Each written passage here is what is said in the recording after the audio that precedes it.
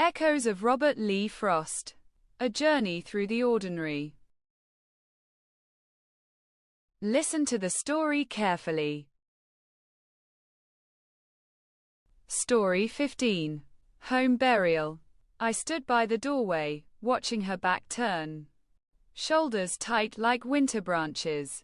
The room smelled of earth and quiet grief, and I felt the weight of words unsaid pressing down. She chopped wood outside, rhythm sharp and steady, while I lingered in the shadows, unsure how to bridge the gap. I wanted to speak, to say that loss is heavy for both of us, yet fear kept my tongue tied. Inside, the fire sputtered, smoke curling like questions I could not answer. Afternoon light fell across the floor, painting gold over sorrow and silence.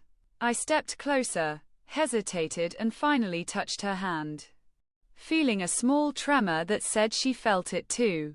Evening crept in, folding shadows over the walls, and we stayed near, quiet but together, learning slowly that grief could be shared.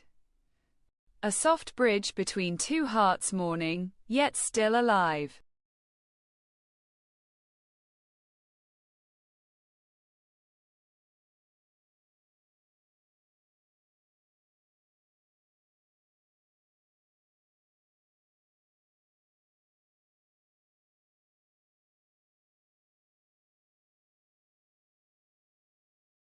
Now listen to the poem. She turns away, shoulders tight, room filled with quiet grief and night. Wood is chopped, rhythm strong, I linger, unsure where I belong. Loss is heavy, words unspoken.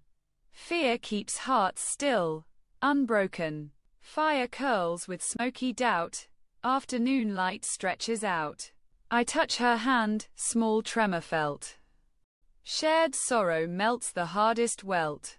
Evening folds shadows near, together, quiet, we persevere.